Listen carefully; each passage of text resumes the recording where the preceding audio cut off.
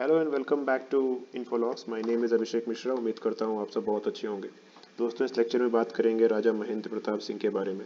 इनकी ये अचानक से इनका नाम न्यूज़ में क्यों आ गया, इनकी लेगेसी, इनकी अर्ली लाइफ, इनका कनेक्शन अलीगढ़ मुस्लिम यूनिवर्सिटी के साथ, क्यों इनको नोबेल पीस प्राइज़ के लिए नॉमिनेट किया गया था, और फ्रीडम स्ट्रगल में इनका क्या कंट्रीब्यूशन रहा और क्या रोल रहा था, और इनका भारत में वापस आना और उसके बाद इनका पॉलिटिकल करियर। तो उत्तर प्रदेश के चीफ मिनिस्टर योगी आदित्यनाथ ने 2 साल पहले एक रैली में अ, ये बोला था कि राजा महेंद्र प्रताप सिंह को वो रिकॉग्निशन नहीं मिला, वो सम्मान नहीं मिला जिसके वो हकदार थे, जिसके लिए वो डिजर्विंग थे। और उन्होंने उसी रैली में ये भी प्रॉमिस किया था कि वो इनके नाम पर एक यूनिवर्सिटी भी बनवाएंगे, जिसका शिलान्यास, फाउंडेशन स्टोन, कल सितंबर 14 को प्रधानमंत्री नरेंद्र मोदी ने किया। और इसी वजह से ये अचानक से न्यूज़ में आए थे। राजा महेंद्र प्रताप सिंह एक फ्रीडम फाइटर, एक क्रांतिकारी, राइटर, सोशल रिफॉर्मर और एक पॉलिटिकल एक फिगर भी थे, बहुत बड़े पॉलिटिकल फिगर थे। 1957 में इन्होंने मथुरा से इलेक्शन कॉन्टेस्ट किया और कांग्रेस के दिग्गज नेता चौधरी दिगंबर सिंह, और उस टाइम यंग थे हमारे former prime minister Atal Bihari Vajpayee ji, इन दोनों को इन्होंने हराया था। Almost 40% of vote from that area Raja Mahendra Pratap Singh को मिले थे, जो कि बहुत बड़ी बात है। और इन्होंने प्रोविजनल गवर्नमेंट भी बनाई थी, provisional government of India in Kabul, Afghanistan. सब कुछ देखेंगे इस लेक्चर में। तो लेगेसी ऑफ राजा महेंद्र प्रताप सिंह, देखिए ये पहले तो एक पॉलिटिकल फिगर नहीं थे। 1957 में ये इन्होंने इलेक्शन लड़ा और उसके बाद से इनका पॉलिटिक्स में इनका रोल शुरू हुआ। उसके पहले ये एक रिफॉर्मर थे, जो सिर्फ एजुकेशन, सिर्फ नहीं, जो एजुकेशन प्रमोट करते थे, क्वालिटी प्रमोट करते थे और बहुत सारे चैरिटी वर्क्स भी करते थे। इन्होंने अपना घर, जहाँ पर ये रहते थे, अपना रेजिडेंस भारत की पहले टेक्निकल स्कूल के लिए दान दे दिया था। इनको 8 डिफरेंट लैंग्वेजेस आती थी। नोबेल प्राइज़ के लिए भी इन्हें नॉमिनेट किया गया था।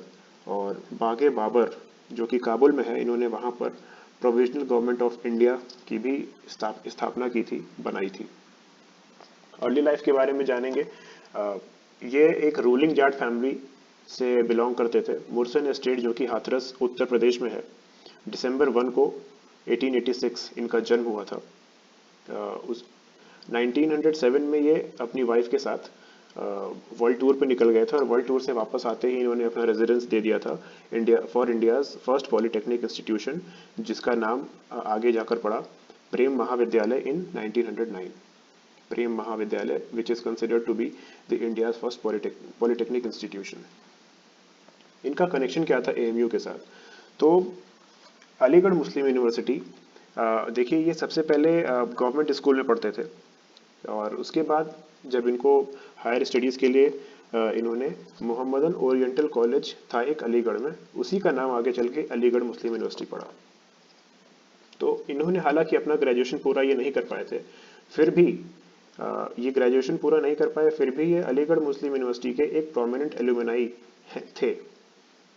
महेंद्र प्रताप सिंह के फादर और ग्रैंडफादर, ये दोनों सर सैयद अहमद खान, जो कि एक एजुकेशनिस्ट थे और रिफॉर्मर थे, इनके क्लोज थे। और सर सैयद अहमद खान ने अलीगढ़ मुस्लिम यूनिवर्सिटी को फाउंड किया था। He was the founder of Aligarh Muslim university. Raja Mahendra Pratap Singh की फैमिली से इस यूनिवर्सिटी को बहुत सारी ज़मीनें दान में दी गई हैं और काफ़ी ज़मीनें इनकी फैमिली से लीज में भी दी गई हैं, जो आज भी लीज पे चल रही हैं। और इनका क्या कंट्रीब्यूशन था आज़ादी में? तो इन्होंने अपना स्टेट छोड़ दिया था 1914 में। 1914 में इन्होंने स्टेट छोड़ा और इंडिया की आज़ादी में ये लग गए थे। दिसंबर 1 1915 ये काबुल में बागे बाबर में एक प्रोविजनल गवर्नमेंट ऑफ इंडिया की स्थापना की और खुद को प्रेसिडेंट घोषित कर दिया और अपने एक फ्रेंड मौलाना बरकत उल्लाह को अपना प्राइम मिनिस्टर डिक्लेयर किया। उसके बाद ये कई देशों में इन्होंने ट्रैवल किया, गए और भारत की आज़ादी के लिए जो क्रांतिकारी लड़ रहे थे उनके लिए सपोर्ट इकट्ठा करने का भी काम इन्होंने किया था। ये जर्मनी, जापान और रशिया भी गए थे और वहाँ के लीडर से मिले थे, पॉलिटिकल लीडर से। और ऐसा कहा जाता है कि व्लादिमीर लेनिन से भी ये 1919 में मिले थे और ये उनके बहुत अच्छे दोस्त भी थे।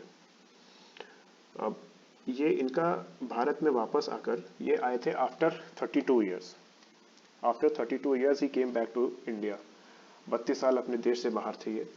1946 में वापस आए और 1957 में इन्होंने लोकसभा इलेक्शन कॉन्टेस्ट किया और इन्होंने, देखिए जी जो नीचे वाली फोटो है ये चौधरी दिगंबर सिंह है और ऊपर तो आप सब जानते हैं हमारे former prime minister Atal Bihari Vajpayee साहब। इन दोनों को इन्होंने हरा दिया था। वाह। और राजा महेंद्र प्रताप सिंह ने 40% वोट अकेले निर्दलीय लड़ा था, इंडिपेंडेंट एज इंडिपेंडेंट कैंडिडेट ये लड़े थे और लोकसभा में गए थे। इनको नोबेल प्राइज के लिए नॉमिनेट किया गया था 1929 में बर्लिन में। राजा महेंद्र प्रताप सिंह ने वर्ल्ड फेडरेशन एक मंथली मैगजीन लॉन्च की थी। He got nominated for his works.